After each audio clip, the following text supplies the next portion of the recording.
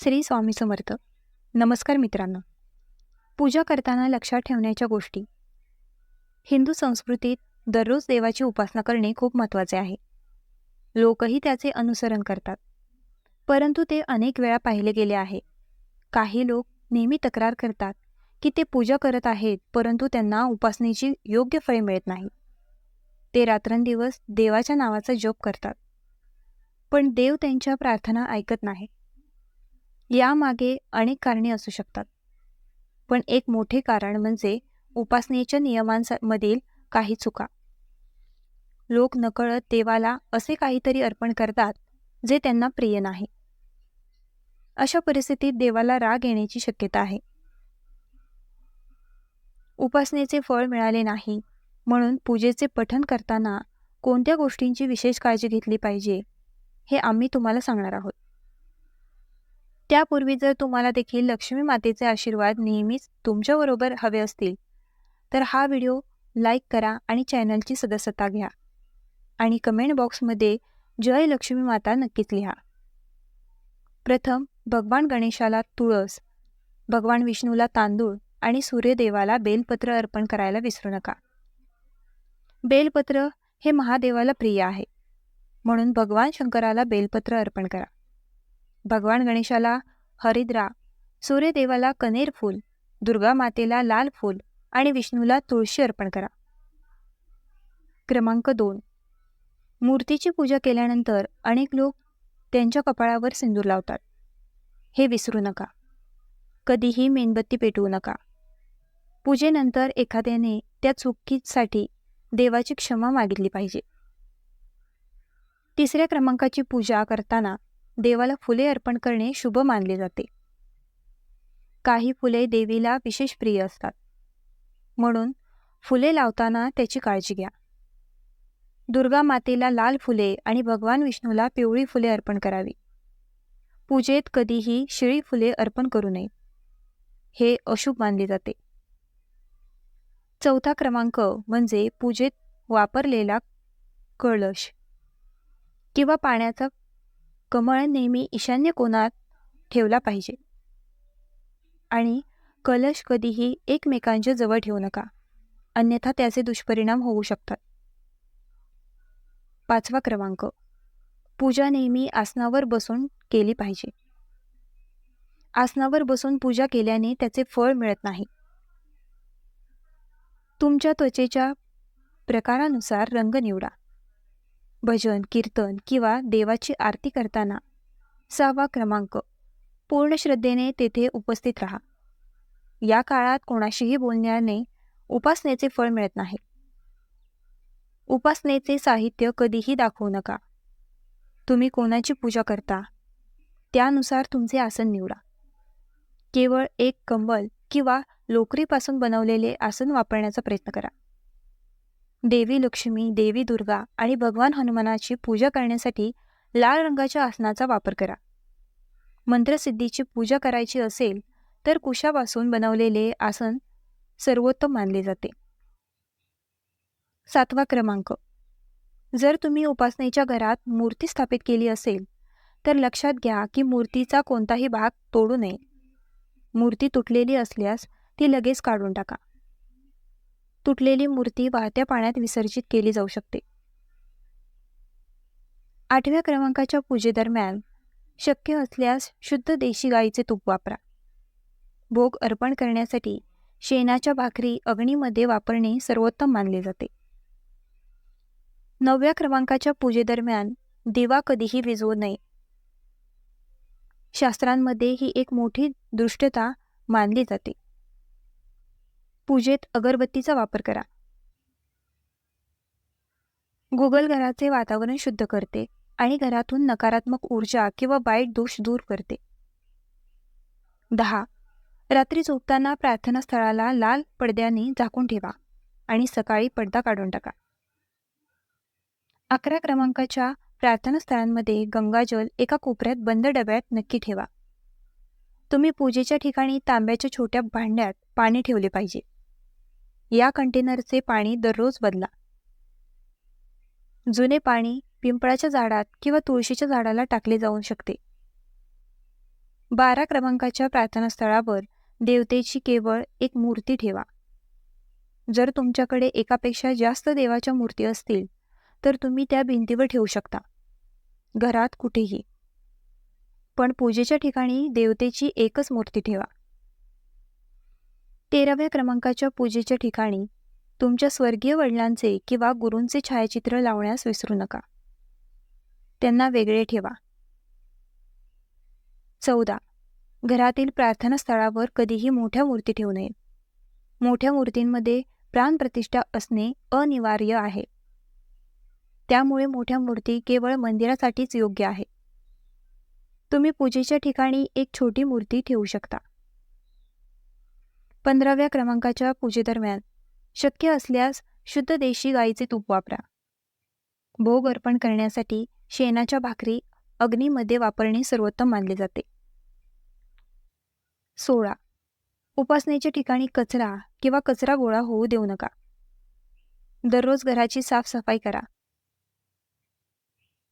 17 क्रमांकाच्या जप करताना जीभ किंवा हात हलवू नये.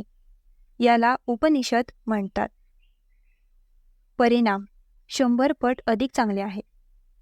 मालाचा जप करताना उजव्या हाताच्या कापडाने किंवा गोमुखीने झाकले पाहिजे. जप केल्यानंतर आसनाच्या खालच्या जमिनीला स्पर्श करून डोळ्यांना लावावा. असे केल्याने तुम्हाला ध्यानाचा पूर्ण लाभ मिळेल. 18 क्रमांकाच्या प्रार्थनास्थळावर गणेशाची स्थापना करण्याचे सुनिश्चित करा. यासाठी सुपारीवर मौली गुंडाळा आणि कुंकूसह तिलक लावा. एका भांड्यात थोडे तांदूळ ठेवा. क्रमांक 19. धर्मग्रंथानुसार घरातील प्रार्थनास्थळ ईशान्य कोनात असावे. उत्तर आणि पूर्व दिशांमधील भाग हा ईशान्य कोन आहे. शुभ कार्यासाठी ईशान्य दिशा सर्वोत्तम मानली जाते. या दिशेने प्रार्थना मंदिराची स्थापना करा. जर काही कारणास्तव तुम्ही हे करू शकत नसाल तर घराच्या ईशान्य कोपऱ्यात घाण जमा होऊ देऊ नका आणि घराचा हा भाग नेहमी पवित्र ठेवा. ईशान्येकडील कोनांव्यतिरिक्त प्रार्थनास्थळाला पूर्वेकडे वळणे टाळा. भगवान गणेशाला तुळशी अर्पण करणे वाईट मानले जाते.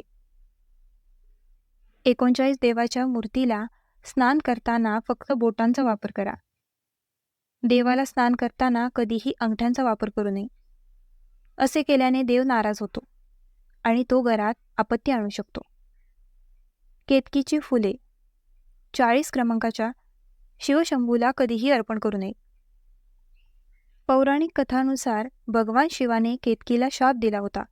त्यामुळे हे फूल भगवान शिवाला अर्पण करू नये, अन्यथा भक्तांचे काम बिघडू शकते. 41 नंबर. जमिनीवर असलेला दिवा कधीही पेटवू नका. यामुळे पैशाचा अपव्यय होतो आणि घरात अशुभता येते. क्रमांक 42. भगवान सूर्याची 7 प्रदक्षिणा, भगवान गणेशाची 3 प्रदक्षिणा, भगवान विष्णूची 4 प्रदक्षिणा आणि भगवान शिवाची अर्धी प्रदक्षिणा करावी.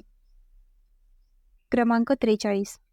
जेव्हा तुमच्या इष्टदेवाबरोबर घरात किंवा मंदिरात विशेष पूजा केली जाते तेव्हा स्वस्तिक, कलश, नवग्रह देवता, पंचलोकपाल, शोदाश, मातृका, सप्तमातृका यांचीही पूजा करणे अनिवार्य आहे.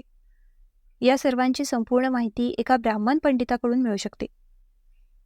पंडितांच्या मदतीने विशेष पूजा केली पाहिजे, जेणेकरून पूजा योग्य प्रकारे करता येईल. क्रमांक 44. घरात प्रार्थनास्थळाच्या वर कोणतीही कचरा किंवा जड वस्तू ठेवू नका. क्रमांक 45. भगवान शिवाला हळद किंवा शंखासह पाणी देऊ नये. प्रार्थनास्थळावर स्वच्छता राखावी. 46 नंबरची चप्पल घालून कधीही मंदिरात जाऊ नये. सोबत चामड्याची पिशवी ठेवून पूजा करू नका. कचरा इत्यादींना परवानगी देऊ नका. पूजेच्या ठिकाणी जमा करणे. क्रमांक 47. तुळशीची पाने 11 दिवस शिथिल मानली जात नाही. त्याची पाने दररोज पाण्याने शिंपडली जाऊ शकतात आणि पुन्हा देवाला अर्पण केली जाऊ शकतात.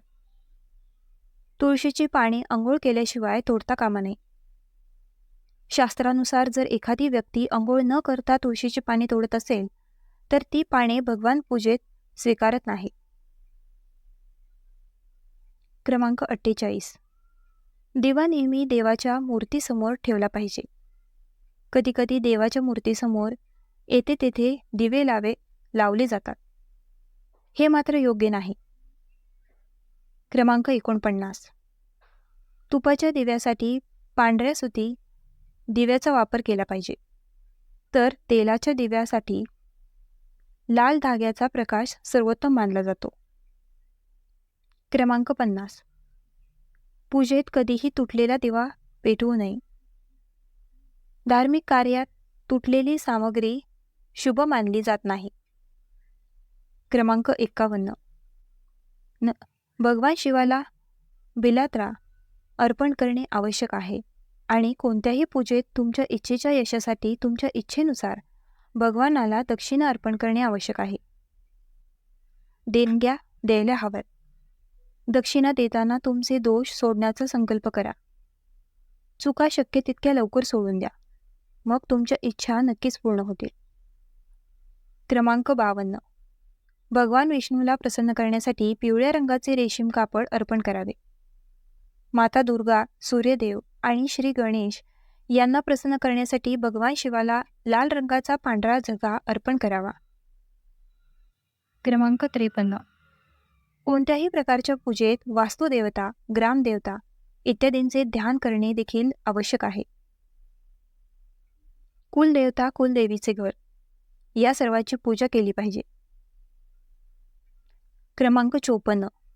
उपासनेत आपण ज्या आसनावर बसतो ते आसन पायांनी हलवता कामा नये. आसन हाताने हलवले पाहिजे. क्रमांक 55. जर तुम्ही दररोज घरात तुपाचा दिवा लावला तर घरातील अनेक वास्तुदोष दूर होतील. क्रमांक 56. सूर्य, गणेश, दुर्गा, शिव आणि विष्णू यांना हे पंचदेव म्हणतात. या उपक्रमांमध्ये त्यांची पूजा केली पाहिजे. या पंचदेवतांची दररोज पूजा केली पाहिजे. यामुळे लक्ष्मीला सौभाग्य आणि समृद्धी मिळते.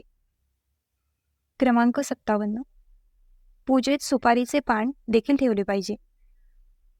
लक्षात ठेवा की पानाबरोबरच वेलदोडा, लवंग, गुलकंद इत्यादी अर्पण केले पाहिजे. तुम्ही संपूर्ण शिजवलेले पान दिले तर चांगले होईल. क्रमांक 58.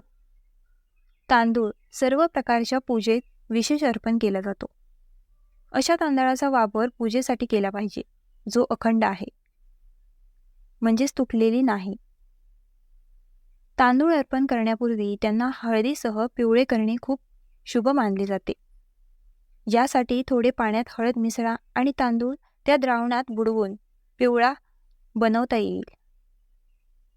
क्रमांक 59. कोणत्याही देवाची उपासना करताना, त्याचे आवाहन करताना ध्यान करणे, आसन करणे, स्नान करणे, धूप प्रज्वलित करणे, अक्षत किंवा तांदूळ, कुंकुम, चंदनाची फुले किंवा फुलांचा नैवेद्य इत्यादी ते अनिवार्यपणे केले पाहिजे. क्रमांक 60. हार, फुले, पाने इत्यादी अर्पण करण्यापूर्वी देवतांना एकदा स्वच्छ पाण्याने धुवावे लागते. क्रमांक 61. पूजेच्या कामात पूजेच्या दरम्यान दिवा विझू नये याची विशेष काळजी घ्या. या प्रकरणात पूजेचा पूर्ण परिणाम साध्य होत नाही. जर तुम्हाला हा व्हिडिओ आवडला असेल तर कृपया आमच्या ग्लो मराठी चॅनलला लाईक, शेअर, सबस्क्राईब आणि हाईप करायला विसरू नका.